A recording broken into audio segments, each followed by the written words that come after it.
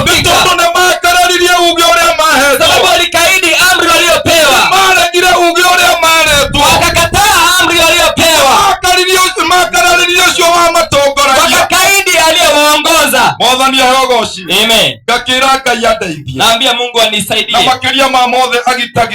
zaidi yote, alinde moyo wangu, sababu najua ambapo analinda moyo wangu kuna mambo yanaweza toka kwingine yaingie ndani ya moyo wangu.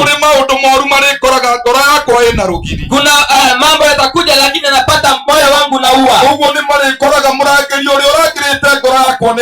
Watapata mlinzi wa moyo wangu amekesha, anakesha kwa njia hii. Tutakaposikia usemi wa Mungu, wakati tuatii amri la Mungu, wakati tuenenda na usemi Mungu ambaye Mungu ametupa.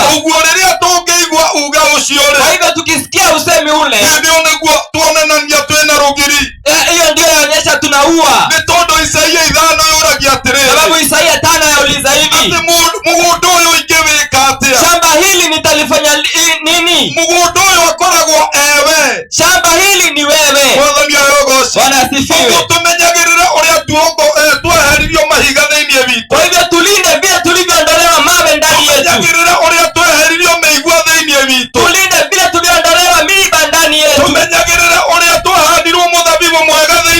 tulinde vile tulipoekwa mbegu nzuri ya mzabibu, ili mzabibu ule uzae mazao yanayofaa. Na sababu kulichipuliwa visima ndani yetu, visima vile tuishi kuvilinda visichafuliwe. Bwana asifiwe. Mungu apewe sifa. Ni vyema kuishi kumtii Mungu, ni vyema kuenenda na usemi ulio wa Mungu, ni vyema kukaa vile Mungu anataka, ni vyema kuenenda na usemi ambao Mungu ametuamrisha, sababu neno lake lasema hivi,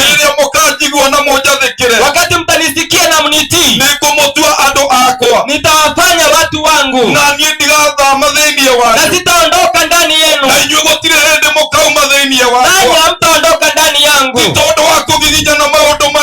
Si kwa jitihada kubwa, sio kwa bidii kubwa, lakini sababu ya kumtii yule Mungu,